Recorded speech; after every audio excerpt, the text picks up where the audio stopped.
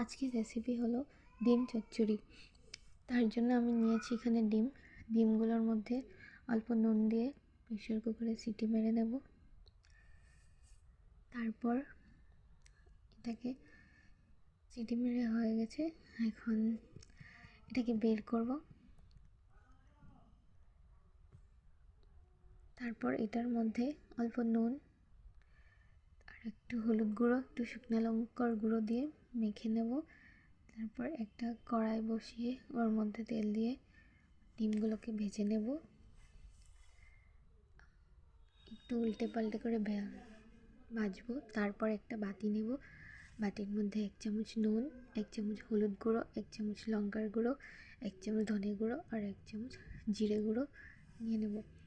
এইগুলো ডিমগুলো আমার এখানে ভাজা হয়ে গেছে, এখন তুলে নিচ্ছি একটা বাটির মধ্যে।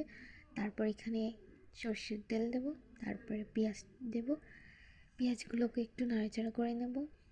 এর মধ্যে বের করে রাখা মশলাগুলো দিয়ে দেব। তারপর একটু নাড়াচাড়া করব। পেঁয়াজটা লাল হয়ে গিয়েছে, অনেকটাই সুন্দর কালার হয়েছে। এর মধ্যে অল্প অল্প করে জল দেব।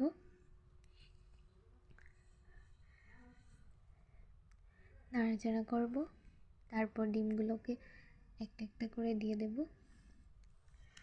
আমার কিন্তু অনেক ফেভারিট, এভাবে খাওয়াটা আমি অনেক পছন্দ করি, পেঁয়াজ দিয়ে ডিম চচ্চড়ি। আপনারা তারপর নাড়াচাড়া করে এখানে আমি দিয়ে দেব গরম মশলা। এই তো আমার রেডি ডিম চচ্চড়ি। খেতেও কিন্তু অনেকটা ভালো হয়েছে, আপনারাও ট্রাই করবেন নিশ্চয়।